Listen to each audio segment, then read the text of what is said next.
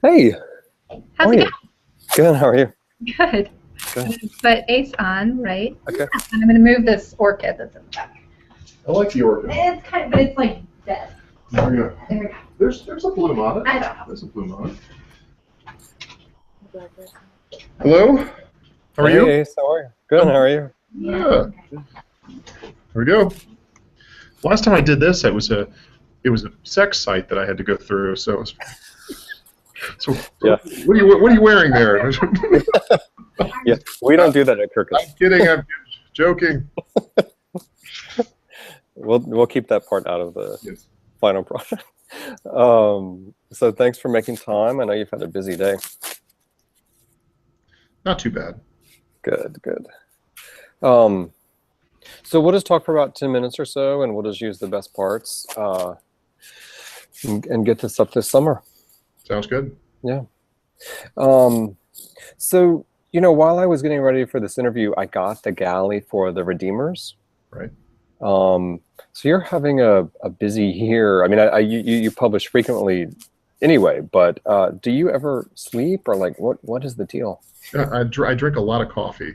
My Starbucks bill is kind of astronomical, but yeah, lots of work, a lot of coffee keeps it going. But yeah, this year's a busy year, but last year was a busy year too. We've got the two books coming back to back in the summer, and to be honest with you, the good folks at Putnam are already asking for the one for next year, so already working on the next book.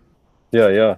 So one of the interesting things with your books is, particularly sort of with the Redeemer this summer and the Spencer, is that I would say that sense of place is pretty important to your writing. Yes. Whether you're writing in a sort of suburb of Boston or in the South, tell me about the sort of how you get yourself into the mindset of each different place. Yeah, it's certainly a trick. I mean, you're talking about two very different worlds. You're talking about North Mississippi and Memphis and the Deep South, and then you're talking about urban Boston, and you're talking about a very old city and very specific cultures in both of those places. And I mean, what I tend to do alternating these kind of books is, when I'm going to write about Boston, I go to Boston and I spend a lot of time in Boston. I go to Boston before I'm writing a book. I do interviews there. I'm working on a new book right now that involves a lot with the Boston Fire Department, so I spent time with the Boston Fire Department. And you really do have to kind of catch those quirks and ticks of the Boston people and the geography and make sure you get it right. But in the same way, when I write about the South and the Southerners and North Mississippi, there's some very distinct regional differences down there too. So, visiting those places, spending time down there, but also just simple tricks of the mind. When I try to get into the mode, I listen to a lot of jazz music when I'm writing for Spencer, because that's a very Spencer-esque kind of thing. And when I'm writing for Quinn and I'm writing about, the Deep South and North Mississippi, and I've listened to Waylon Jennings and Loretta Lynn and that kind of thing, and that kind of changes my, my focus and really almost like speaking two different languages. Yeah, but you live in Oxford, right? So I mean, ostensibly, you have the Southern way of life kind of on the back of your hand, right? But I wonder if you still have to do a little bit of research down there just to make sure you've got all the details right. Not as much. I mean, I really don't do as much research down there because it is my own backyard, and it's, I'm a Southerner. I'm originally from Alabama, and I've lived in Oxford for many years, and I know Memphis and North Mississippi very well. So it's a fairly comfortable thing to get into. It's a little bit more tricky to get into Boston and getting into that mindset, and when I really need to get characters, or I need to get a certain find something or listen to the way people talk, I go outside my door in Mississippi, and in Boston it's a little bit more tricky, but not as much research. I mean, it's a little more comfortable and a little bit more natural to me. Yeah. And so, what is your writing routine like? I mean, you must write a lot.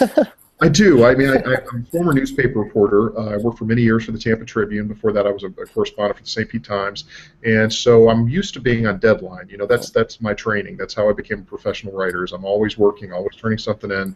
So I have an office in Oxford, Mississippi, and I go there every day.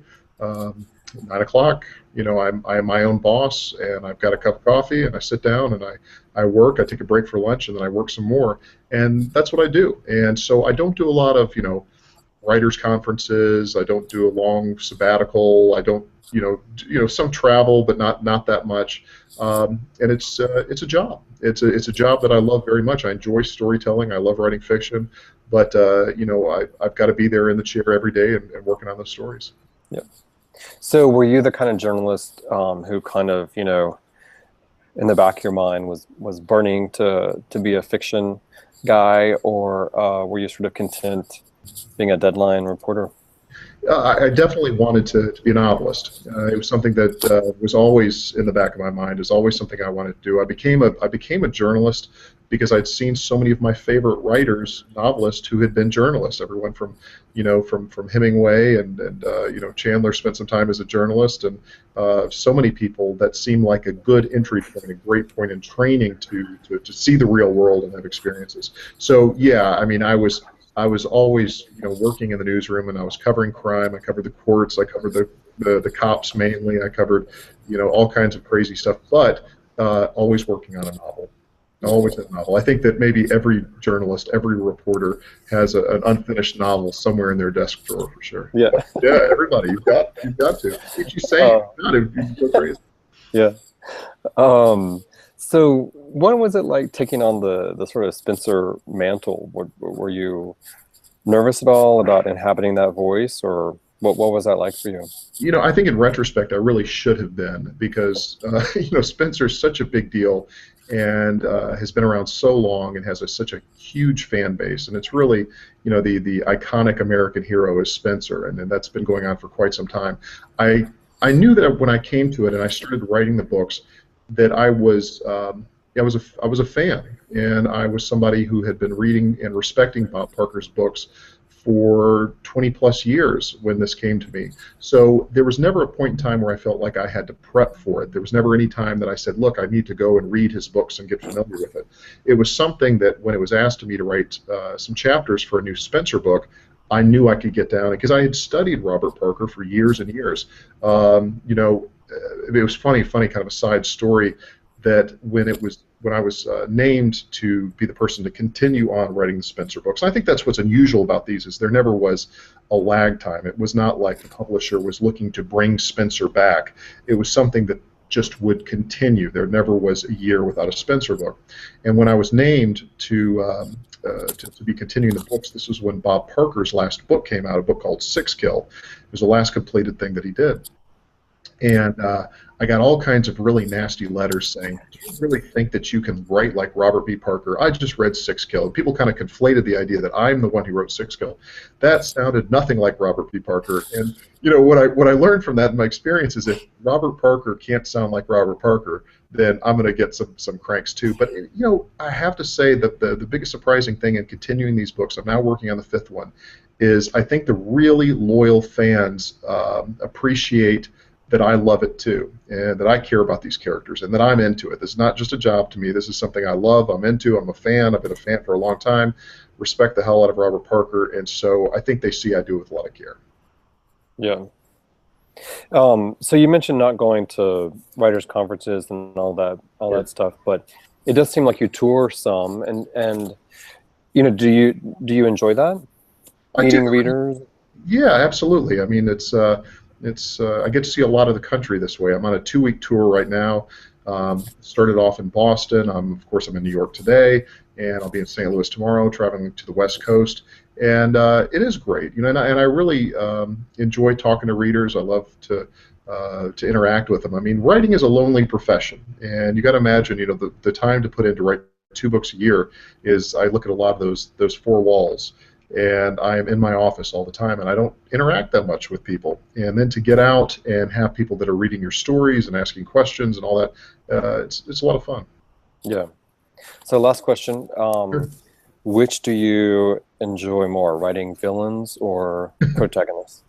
I have to say writing villains. In the Redeemers, the book that's coming out in July, I've got a character named Johnny Stagg, who's kind of a Machiavellian, kind of a Faulknerian character that is in all of the books. And I have, over the last few books he's been in, he runs a truck stop in North Mississippi, and he's involved in a lot of dirty politics and this kind of stuff. I've ended up having kind of a grudging respect for him. And I think in writing villains and the bad guys, you are not encumbered by being politically correct or being noble in any way, and they can say anything. And a couple of the crooks that I have in this new book, and the Redeemers, are based on some real folks. And the things that the real crooks can say and what they think about and the way they scheme is sometimes much more fun than being the noble hero. Yeah, that makes total sense. Okay, well, good luck on your tour. Thank you very much, and I appreciate your time. Yeah, thank you. Okay, have a good day. You too. Bye-bye.